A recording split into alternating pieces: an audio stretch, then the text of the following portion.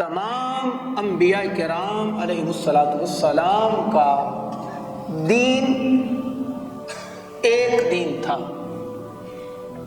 اللہ رب الجلال نے سورۃ الشورى کی آیت نمبر 13 کے اندر ارشاد فرمایا، شرع لکم من الدین ما وصی بہ نوحا، کہ تمہارے لیے دین کو مقرر فرمایا جس کی تاکید ہم نے نوح علیہ السلام کو فرمائی، اور والذی اوحینا الیک، اور جس کی وحی ہم نے اے حبیب آپ کی طرف فرمائی، اور وما وصینا بہ ابراہیم وموسیٰ وعیسیٰ ان اقیموا الدین، اور جو تاکید ہم نے ابراہیم، حضرت موسیٰ اور حضرت عیسیٰ علیہ السلام کو فرمائی۔ تو اس سے پتہ چلتا ہے کہ تمام انبیاء کرام علیہ السلام کا دین واحد تھا، لیکن شریعتیں اور احکامات مختلف تھے۔ تمام انبیاء کرام علیہ السلام نے اپنی امتوں کو توحید کی طرف راغب کیا اور اس کی تبلیغ کی اور اپنی امتوں کی توحید کی طرف رہنمائی فرمائی، لیکن حضرت عیسیٰ علیہ السلام کی امت شرک اور کفر میں مبتلا ہو گئی، اور خود کو حضرت عیسیٰ علیہ السلام کا امتی بھی کہتے تھے، اور حضرت عیسیٰ علیہ السلام کو ابن اللہ بھی کہتے تھے۔ تو اس حوالے سے پہلے جتنے بھی نبی آئے ان کی امتیں مجموعی طور پر کفر اور شرک میں مبتلا ہو گئی۔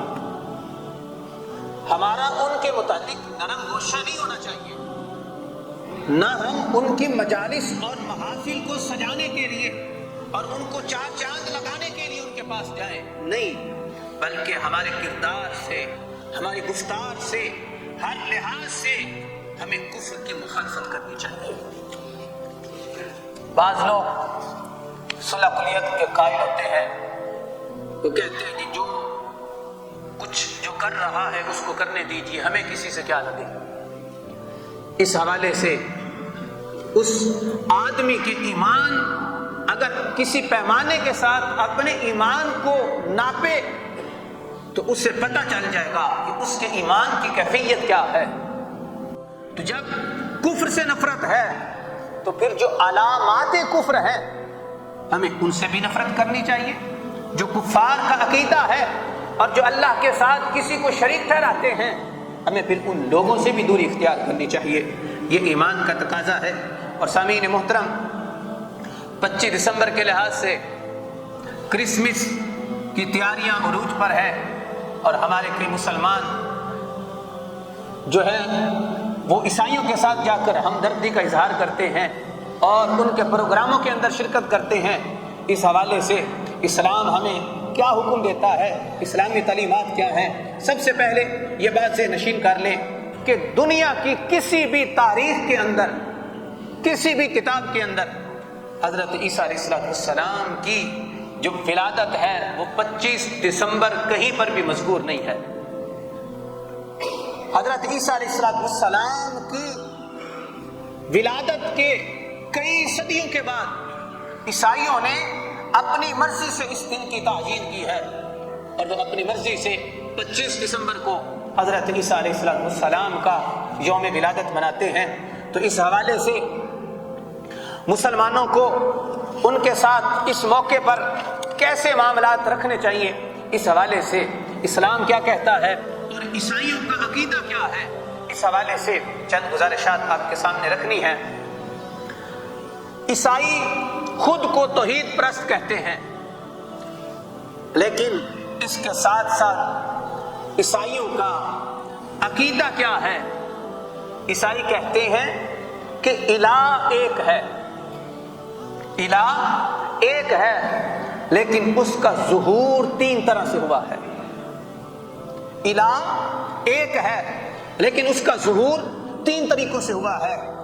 ایک فرماتے ہیں باپ یعنی اللہ رب ذوالجلال کی ذات، اور دوسرے نمبر پر بیٹا معاذ اللہ یعنی سیدنا عیسیٰ علیہ السلام، اور تیسرے نمبر پر روح القدس یعنی سیدنا جبریل امین علیہ السلام. وہ تین الہ کو مانتے ہیں. اسے عقیدہ تثلیث کہا جاتا ہے. اس حوالے سے قرآن مجید نے ان کے اس عقیدے کی تردید فرمائی، اور اس کا مناظرہ میرے اور آپ کے پیارے آقا صلی اللہ علیہ وسلم کی بارگاہ میں بھی ہوا. آقا علیہ السلام کے ساتھ بھی کچھ عیسائیوں نے مناظرہ کیا، اور اللہ رب ذوالجلال نے ان کے اس عقیدے کی تردید بھی فرمائی کہ حضرت عیسیٰ علیہ السلام کی ولادت باسعادت کس انداز میں ہوئی. اذ قالت الملائکۃ یا مریم ان اللہ یبشرک بکلمۃ منہ اسمہ المسیح عیسی ابن مریم وجیہا فی الدنیا والآخرہ ومن المقربین. ایک فرشتہ حضرت مریم علیہ السلام کی خدمت میں حاضر ہوتا ہے. حضرت جبریل امین علیہ السلام جب انہوں نے ان کو دیکھا تو فرمانے لگی کہ میں تم سے اللہ کی پناہ چاہتی ہوں. تو انہوں نے کہا کہ میں اللہ کی طرف سے بھیجا ہوا ایک فرشتہ ہوں، اور میں تمہیں ایک بیٹے کی خوشخبری سنانے آیا ہوں. تو انہوں نے کہا کہ وَلَمْ يَمْسَسْنِ بَشَرٌ، مجھے تو آج تک کسی بشر نے چھوا ہی نہیں ہے، اور مجھے اولاد کیسے ہو سکتی ہے؟ تو کہا اذا قضا امرا فانما یقول له کن فیکون. فرمایا یہ اللہ کا فیصلہ ہے، اور اللہ جب کسی کام کا فیصلہ فرما دیتا ہے وہ کن کہتا ہے فیکون، بس وہ کام ہو جاتا ہے. جب آپ حاملہ ہو گئی تو بیت اللہ کا جو مقام ہے جہاں حضرت عیسیٰ علیہ السلام کی ولادت ہوئی تھی، آپ وہاں تشریف لے گئی. اور پھر جب حضرت عیسیٰ علیہ السلام پیدا ہوئے تو اس وقت آپ انتہائی پریشان تھی کہ لوگ مجھ سے سوال کریں گے اے مریم نہ تمہارا نکاح ہوا ہے اور یہ تمہارے ہاں بچہ کیسے پیدا ہو گیا ہے.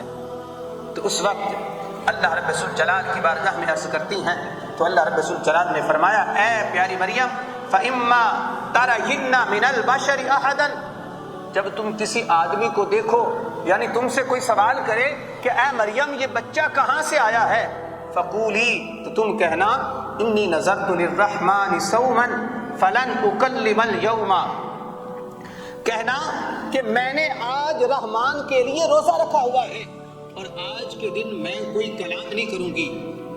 تو حضرت مریم علیہ السلام جب بچے کو لے کر وہاں آئی تو لوگوں نے پوچھا اے مریم تمہارا باپ بھی نیک پارسا تھا اور تمہاری ماں بھی نیک اور پارسا تھی، اور تم نے یہ بچہ کہاں سے لیا ہے؟ تو حضرت مریم علیہ السلام جو تھی فاشارت الیہ، آپ کی گود میں بچہ تھا حضرت عیسیٰ علیہ السلام، آپ نے ان کی طرف اشارہ کیا، فرمایا مجھ سے کیا پوچھتے ہو، اس بچے سے ہی سوال کر لو، اس بچے سے ہی پوچھ لو کہ یہ کیسے اس نے جنم لیا ہے. قالوا کیف نکلم من کان فی المہد صبیا، انہوں نے کہا مریم تم کیسی باتیں کر رہی ہو کہ یہ بچہ آج تک گود کے اندر کسی بچے نے آج تک کبھی کسی سے کلام نہیں کیا، اور یہ بچہ کیسے کلام کر سکتا ہے؟